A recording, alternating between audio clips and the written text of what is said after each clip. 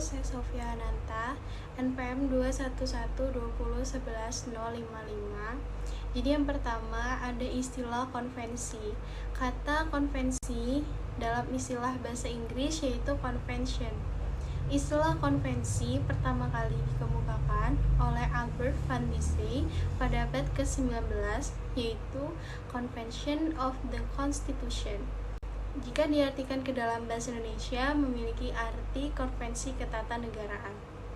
Assalamualaikum warahmatullahi wabarakatuh. Perkenalkan, nama saya Hanan Akbar Amanda dengan nomor pokok mahasiswa 21120110060 ingin menjelaskan pengertian tentang konvensi ketatanegaraan.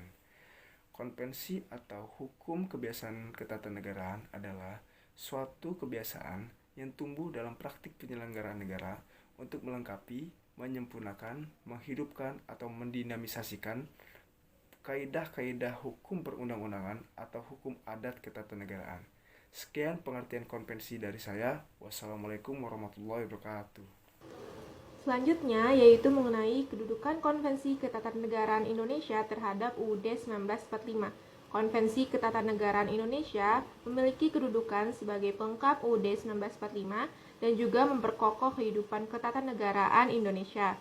Jadi, suatu konvensi tidak boleh bertentangan dengan isi UUD 1945. Izin memperkenalkan diri, nama saya Sultan Zaki Ramadan Putra, NPM 21120111068. Di sini saya ingin menjelaskan materi tentang fungsi konvensi ketatanegaraan. Konvensi ketatanegaraan dapat mengatasi kekurangan yang terdapat dalam Undang-Undang Republik Indonesia tahun 1945. Yang kedua, konvensi mengisi kekosongan aturan, menyesuaikan atau menata kembali sistem ketatanegaraan. Yang ketiga, di saat kaidah hukum tertulis tidak dapat menyelesaikan masalah, konvensi ketatanegaraan dapat membantu menyelesaikannya dengan memberikan rujukan menggunakan asas hukum berdasarkan moral dan norma-norma kebiasaan.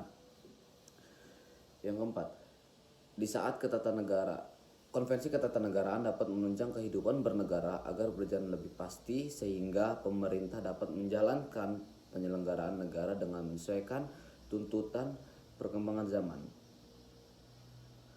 Dan yang terakhir, konvensi ketatanegaraan berperan penting dalam menyesuaikan peraturan hukum ketatanegaraan dengan perkembangan pandangan politik. Assalamualaikum warahmatullahi wabarakatuh. Nama saya Sakinah Kusumawati, NPM saya 2112011092. Cara terbentuknya konvensi.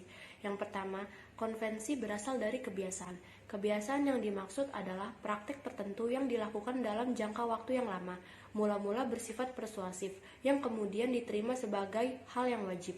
Kebiasaan tersebut disebabkan karena aspek waktu.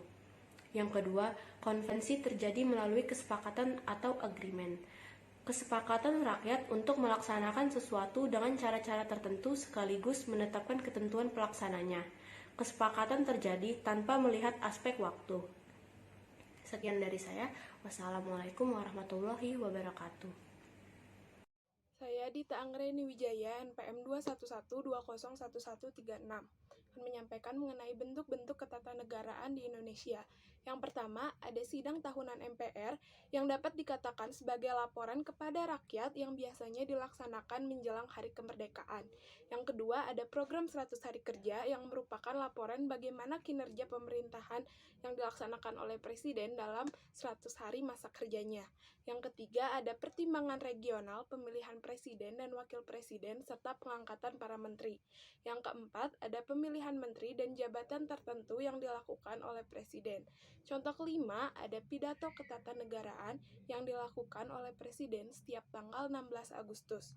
Yang ketujuh, ada penyampaian rancangan undang-undang APBN oleh presiden kepada DPR yang dilaksanakan setiap tanggal 16 Agustus. Yang ketujuh, ada pemberian grasi, amnesti, abolisi, dan rehabilitasi oleh Presiden dengan meminta pertimbangan kepada DPR dan Mahkamah Agung.